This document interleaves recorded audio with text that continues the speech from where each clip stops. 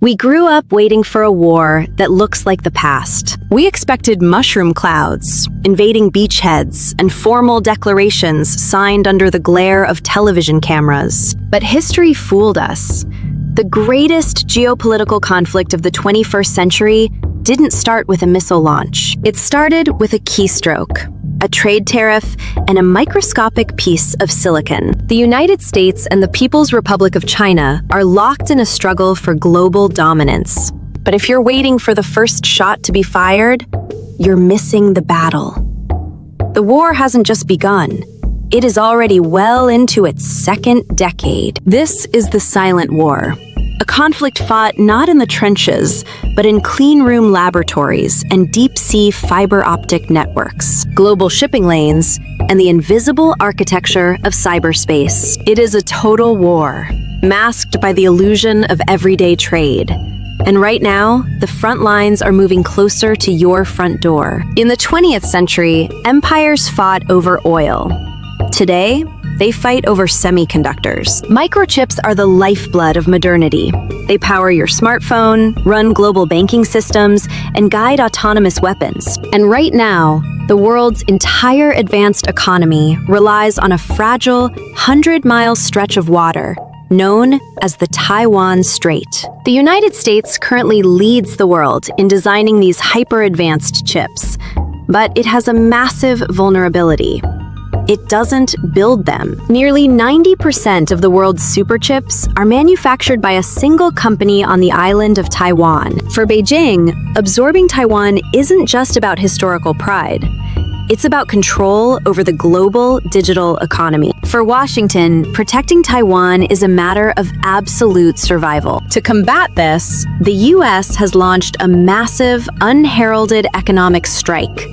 A total chokehold on cutting-edge technology exports to China. By cutting off Beijing's access to American chip design tools, Washington is actively trying to freeze China's technological evolution in its tracks. It is a digital siege, a bloodless embargo designed to cripple an adversary's future before they can even build it. While citizens of both nations go about their daily lives, a massive, relentless offensive is occurring in the digital shadows. Cyber warfare is no longer an experimental concept.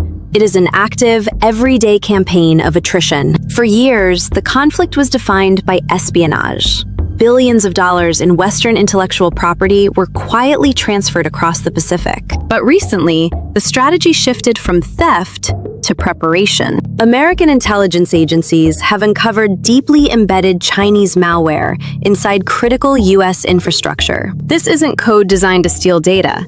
It is code designed to sit silently inside power grids and water treatment facilities. It is a digital tripwire. The goal is simple. If a conflict breaks out, Beijing can simply flip a switch, plunging American cities into darkness, disrupting communications and breaking the public's will to fight before a single soldier steps onto a transport ship. The battlefield isn't overseas anymore. It's the infrastructure beneath our feet. Beyond the digital realm, the battlefield expands to the global economy. For 40 years, globalization bound America and China together. The U.S. provided the capital and consumer market. China provided the labor and industrial muscle. That era is over. The economic ties are being violently pulled apart in a process economists call decoupling. Supply chains are being weaponized.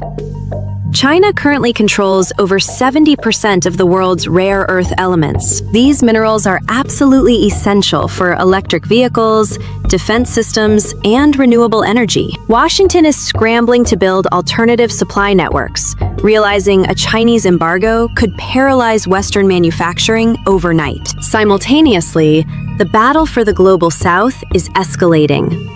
Beijing is securing ports, rail lines, and political loyalty. It is a modern game of chess.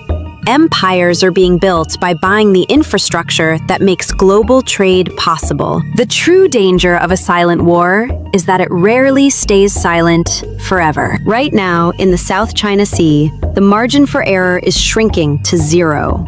American warships sail past artificial islands built and militarized by China. Chinese fighter jets intercept Western reconnaissance planes, flying within feet of their wingtips.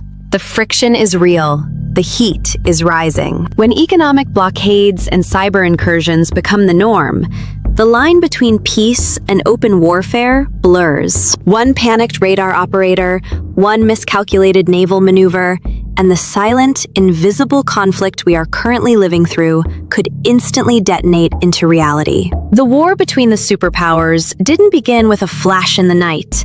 It began quietly, while the world was looking the other way. The question is no longer if the conflict will start. The war is already here. The only question left is, how does it end?